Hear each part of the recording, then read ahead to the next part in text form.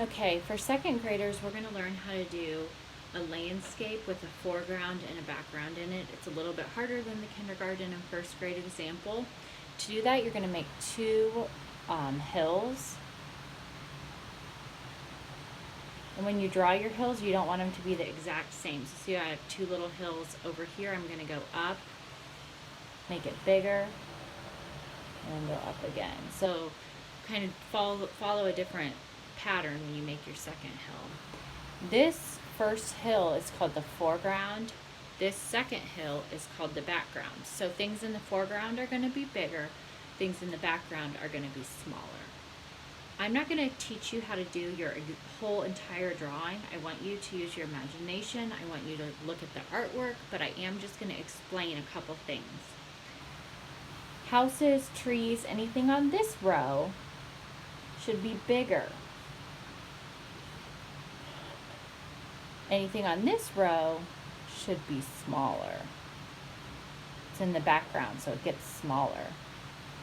Something that you should know from art class is that every house you make, it always has to have a door and a window. You can look outside at your neighbor's house and see what kind of details are on their house. And that might help you when you're drawing. Or you can look at the videos of different landscape drawings that Grandma Moses made and look at the houses in her artwork. So, every winter landscape needs at least two houses.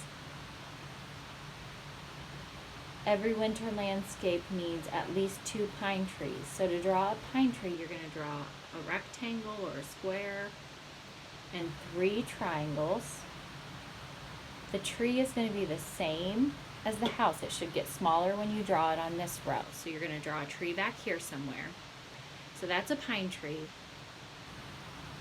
You're going to learn how to make an oak tree by drawing 2 curved lines. So you kind of curve it when you bring it in.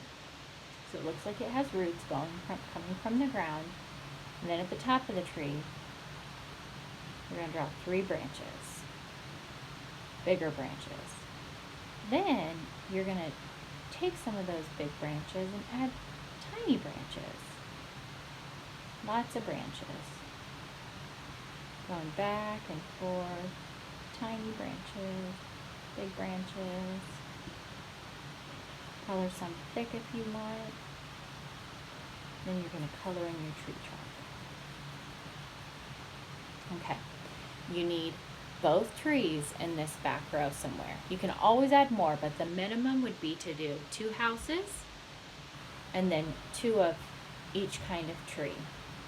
This would not be a very exciting picture to look at. Things that would make it better would be adding details that make it your own, like maybe paths going from house to house, maybe adding a pond, a frozen pond that people can ice skate on, maybe some snow shoveled to the side, snowballs from kids playing earlier in the day, maybe a moon, maybe some clouds. For this picture, I'm going to show you a technique by using markers, washable markers.